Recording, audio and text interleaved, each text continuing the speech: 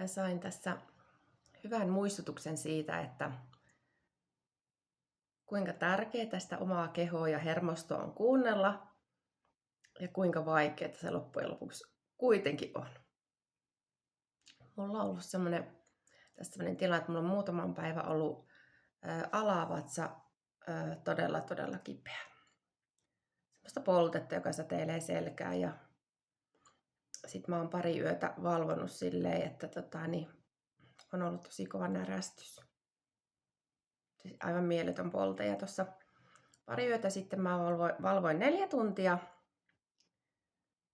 koska se kipu oli niin järkyttävä ja kun se vaan kesti. Mulla tuli ihan sellainen kylmä hiki ja mä jo pelkäsin, että mä pyörryn. Mä jo mietin, että vaikka synnytyssupistuksetkin on ollut tosi kovia, mutta ne aina välillä loppu.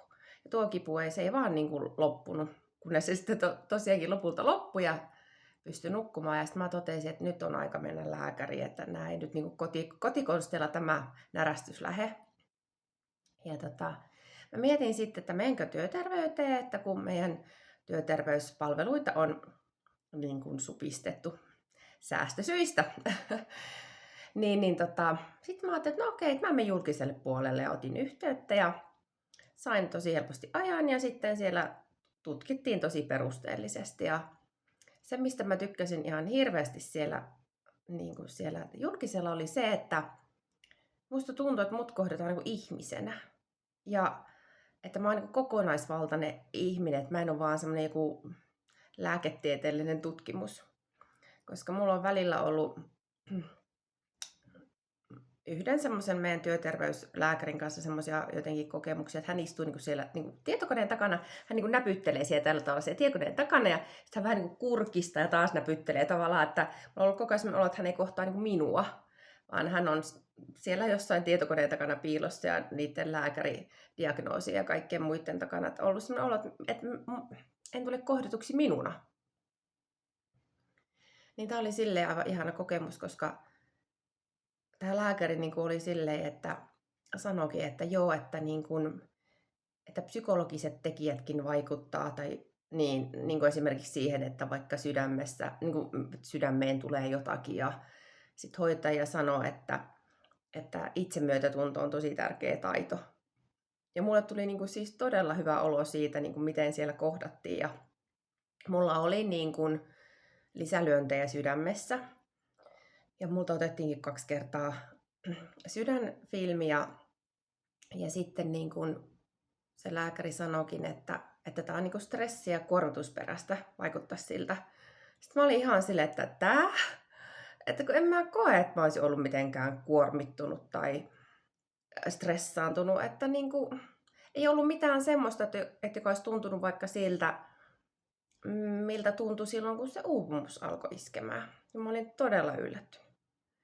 Mutta sitten mä jäin, ja sitten siinä puhuttiin siitä, että kun närästys on niin ylävatsan juttuja, että se voi liittyä myös sappeen. Ja sitten mulle tuli taas mieleen se, että monesti sanotaan, että sappi kiehuu, kun on vaikka niin kuin vihaa tai jotakin ärtymystä tai jotain sellaisia tunteita, niin tavallaan voi ajatella, että sappi kiehuu. Niin sitten mulle tuli semmoinen olo justiinsa, että mä oon tavallaan elämässäni tavallaan niin sanotusti niellyt paljon tunteita, tavallaan niin kuin, varsinkin semmoista vihaa ja semmoista niin kuin ollut tosi vaikea näyttää ja välillä on ollut semmoinen olo, että sitä ei oikein sallittukaan. Niin sitten mä rupesin miettimään, että tässä on taas ollut tavallaan semmoisia tilanteita työssä ja omassa arjessa, että on tullut semmoista ärtymyksiä ja vihan tunteita ja sitten ehkä niitä on vaan tavallaan niin kuin nielly, että näkee jotain vääryyttä, mikä ärsyttää, niin sitten ei ole niin kuin, tavallaan hirveästi uskaltanut sanoa siitä. Niin sitten mä jotenkin mietin, että tämä niin kuin, elimistö on kyllä ihan uskomaton, että ennen kuin sä edes tavallaan itse tajuat sen, niin se reagoi. Ja musta tuntuu, että mun hermosto on niin kuin, tällä hetkellä jotenkin todella niin kuin, jotenkin semmoinen herkkä. Ja se reagoi niin kuin, aika voimakkaastikin, jos jotenkin en ole täysin linjassa itseni kanssa.